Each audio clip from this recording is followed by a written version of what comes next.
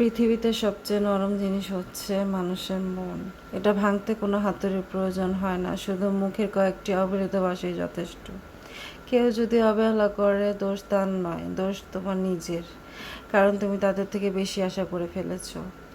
যদি তুমি গরিব হও, তোমার নিজের আত্মীয়রাও তোমার দিকে দেখেও না দেখার ভান করবে। আর যদি তুমি ধনী হও, তাহলে তোমাকে নিজের ইচ্ছা করেই তারা এসে তোমাকে দুবেলা খাওয়ার খোঁজ নেওয়ার চেষ্টা করবে। আসসালামু আলাইকুম ভিউয়ার্স, সবাই কেমন আছেন?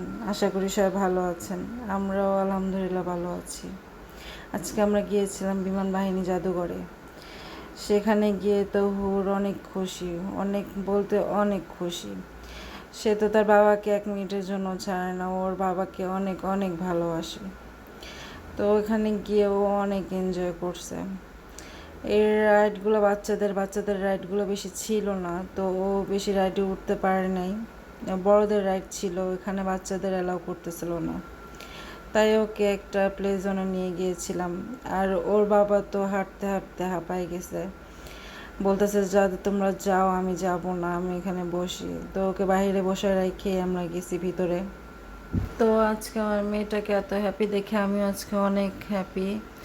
কারণ আমার পৃথিবী বলতে হচ্ছে আমার মেয়ে আর আমার হাজব্যান্ড। তাদের ছাড়া আমার আর কেউ নেই। বলতে গেলে ফ্যামিলি সবাই আছে, কিন্তু থাকতেও তারা নেই। কারণ আঘাত ছাড়া আমি জীবনে তাদের কাছ থেকে কোনো কিছুই পাই নাই।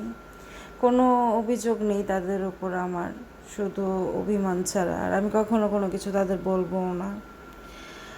তো আজকে দিনটা আমাদের ভালোই কাটলো, অনেক আনন্দ করেছি আমরা। সবাই আমাদের জন্য দোয়া করবেন।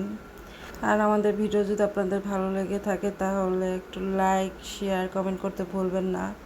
আর নিত্য নতুন ভিডিও পেতে চ্যানেলটি সাবস্ক্রাইব করে দিবেন।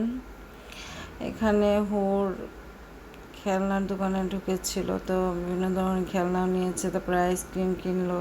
এখন আইসক্রিম খেতে খেতে বাসায় চলে আসবো।